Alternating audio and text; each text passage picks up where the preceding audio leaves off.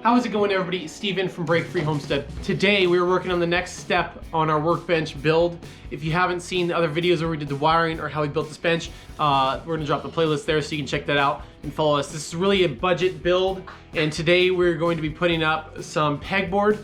And this is not some fancy, crazy pegboard. We don't have some YouTube sponsorship to get us the good stuff that's like $30 for like 2 feet. So we're just going with the regular pegboard from Lowe's. It's gonna be a 4x8 board. We got it for like 20 bucks, so it's pretty affordable. So we are going to be putting up this pegboard horizontally, and it's barely gonna miss the top of the work shelf area up there.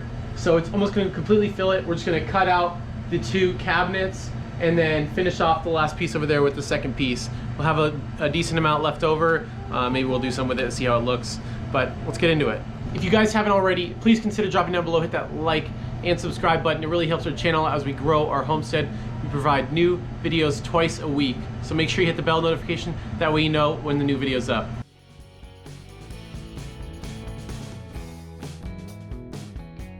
All right, so we just got that measured out. Everything looks nice and level. So what we're gonna do now is lay it flat on our bench, and we're gonna mark it out with some pencils, and then we're just gonna use a circular saw to cut that out. After we get it lined up, make sure it fits, then we'll go back and we're gonna add marks around the outlets and then try to cut those out.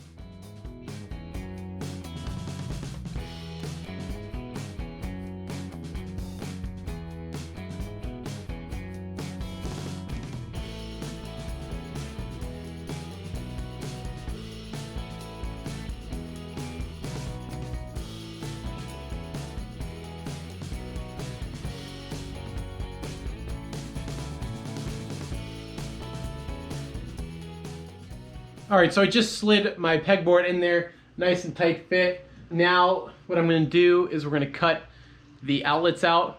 So I'm using a flashlight just behind there to give me some backlight, and then I'll try to trace out the outlets as clean as possible. There's gonna be switch covers or outlet covers over it, so it doesn't have to be perfect, but let's just get these in.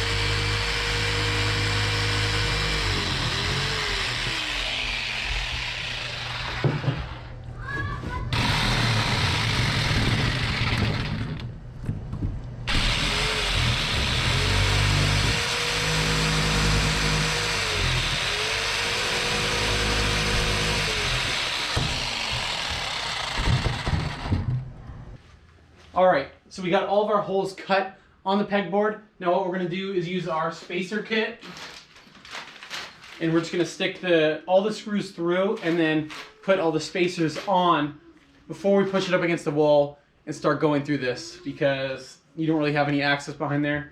So this might be a little bit, it's gonna be like a hard process, so let's see if we can get through it. All right, guys, so there's really no good way to have the screw hold the spacer in on the back. So what we went ahead and did is marked out where we want the screws. We're gonna pull this out, and then we'll put the screws through, put the spacer on, and then we're just gonna use a small strip of Gorilla Tape just to secure it so the spacer doesn't fall off when we go ahead and put it back on. There's nothing securing the spacer on the screw, so if it leans too much or wiggles, it'll probably just fall right off, and then you can't access it. So tape it on. This should, when it compresses, it'll clear this and it won't even make an obstruction at all.